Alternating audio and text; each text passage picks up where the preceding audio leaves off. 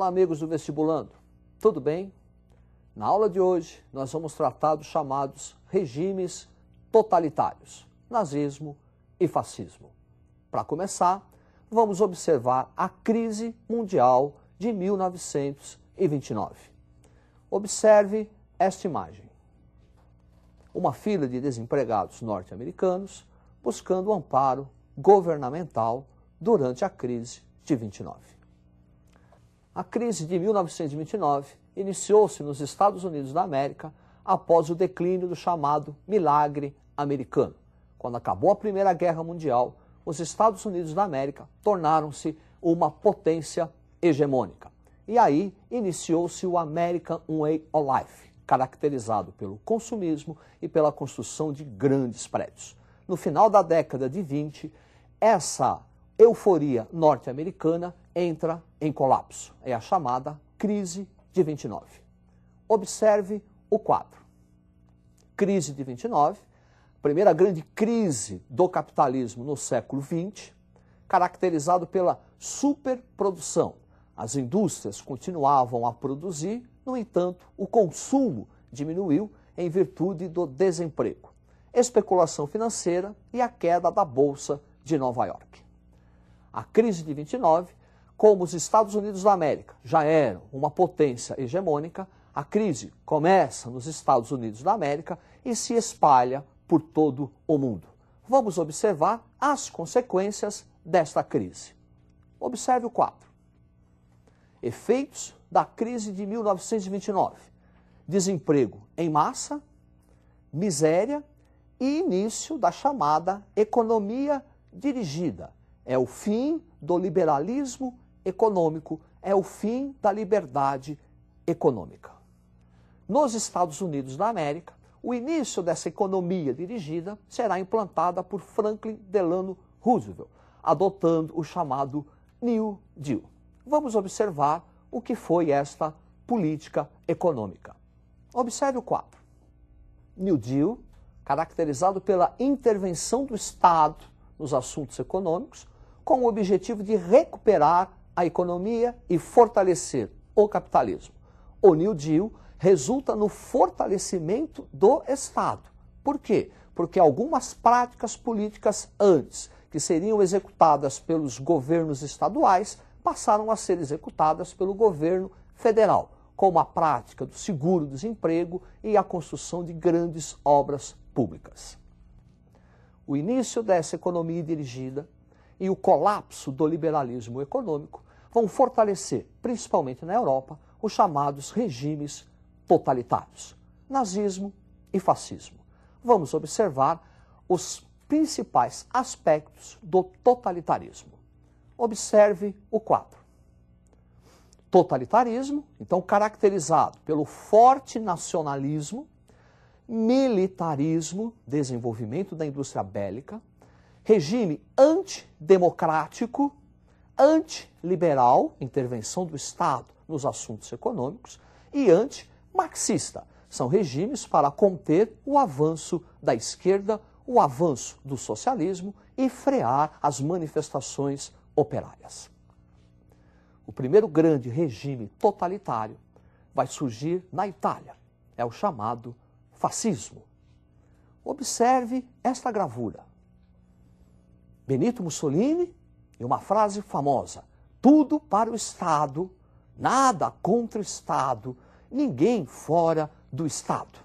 Daí o termo totalitarismo. A participação do Estado na vida do indivíduo é total. O regime fascista vai ser implantado na Itália em virtude de algumas causas, algumas consequências típicas do regime italiano. Observe. Fascismo italiano, caracterizado pela crise socioeconômica, por qual passava a Itália após a Primeira Guerra Mundial. Inflação, desvalorização monetária, desemprego, carestia. Tudo isso contribui para o avanço das ideias da esquerda, avanço do socialismo. Para conter esse avanço, os camisas negras, os fascistas italianos, no dia 28 de outubro de 1922, realizam a marcha sobre Roma em um golpe de Estado.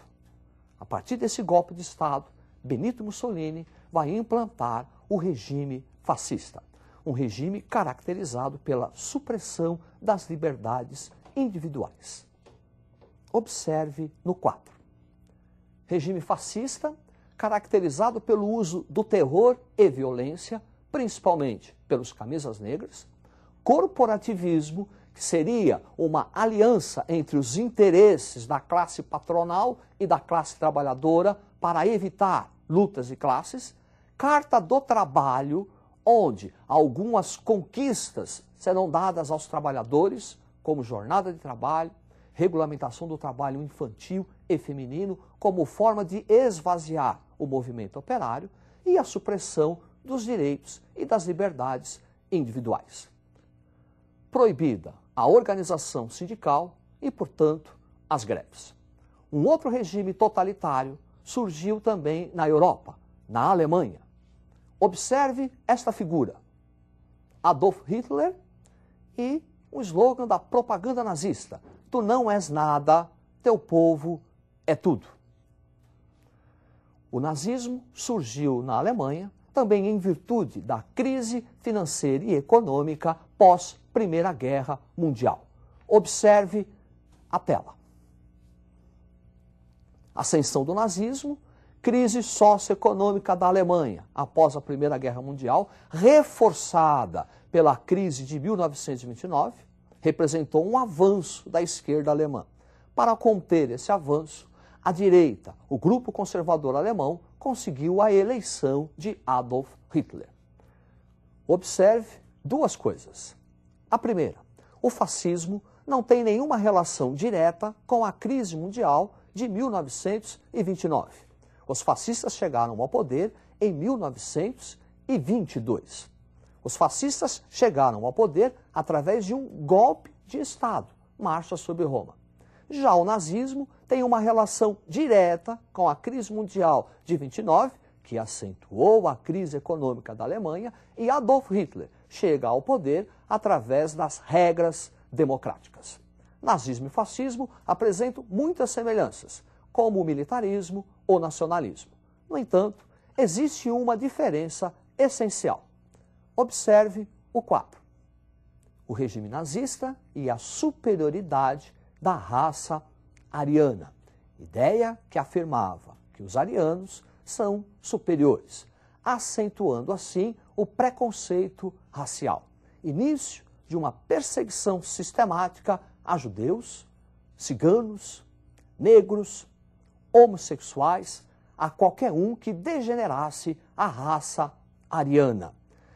Dessa ideia desenvolveu-se a doutrina do espaço vital, que consistia numa expansão territorial, na ocupação do espaço geográfico para o desenvolvimento dessa raça ariana. É desse expansionismo que nós vamos encontrar uma das causas para a Segunda Guerra Mundial. Vamos observar os mecanismos de sustentação da ditadura nazista. Observe o quadro. Então, ditadura nazista, sustentada pelo Partido Nazista, pela SS, que é o braço armado do Partido Nazista, a Gestapo, uma polícia especial, polícia do Estado, e o Ministério da Propaganda, dirigida por Goebbels. Assim, nazismo e fascismo vão, de alguma forma, contribuir para a recuperação da economia italiana e alemã, principalmente com o desenvolvimento da indústria bélica. Ainda na Europa, vai surgir um outro regime totalitário de direita, na Espanha. Observe o quadro. Guerra Civil Espanhola começou em 1936 e acabou em 1939. Dois grupos. De um lado, a Frente Popular, um grupo de esquerda, socialistas, comunistas, anarquistas contra o avanço do fascismo e que receberá apoio da União Soviética. Do outro lado, Falange, grupo conservador, apoiado pela burguesia, pelo exército e pela igreja. Esse grupo, na Guerra Civil, receberá apoio da Itália e Alemanha. No final da Guerra Civil, vitória da Falange e ascensão de Francisco Franco. Generalíssimo Franco, inaugurando assim a ditadura franquista, que em alguns aspectos se diferencia dos regimes nazi-fascistas. Observe. Franquismo, supremacia do exército e não supremacia do partido, e um clericalismo acentuado, uma forte influência da Igreja Católica nos assuntos políticos.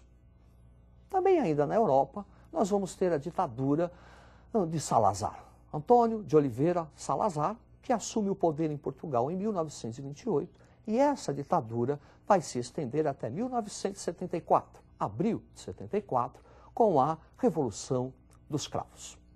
Vimos, portanto, até agora os regimes totalitários de direita, mas também poderemos falar dos regimes totalitários de esquerda, o comunismo. Observe a tela. Stalinismo, 1924, ascensão de Stalin ao poder com a morte de Lenin, até 1953, caracterizado pela edição dos planos quinquenais, que é a planificação da economia, projetos econômicos planejados pelo Estado por 5 anos. No stalinismo, forte domínio do Partido Comunista, monopartidarismo, burocracia, prática dos expurgos e perseguições aos opositores do regime, prática da censura e prática do terror. O stalinismo representa uma reviravolta no humanismo marxista, aquelas ideias antes defendidas por Lenin, todo poder aos sovietes. O Stalin subverteu todo poder ao Partido Comunista. Então, na aula de hoje, nós observamos a crise mundial de 29 e o reflexo dela, fortalecendo os chamados regimes totalitários, o nazifascismo, e também o regime de esquerda, o totalitarismo, o comunismo. É isso aí, estude bastante e até a próxima.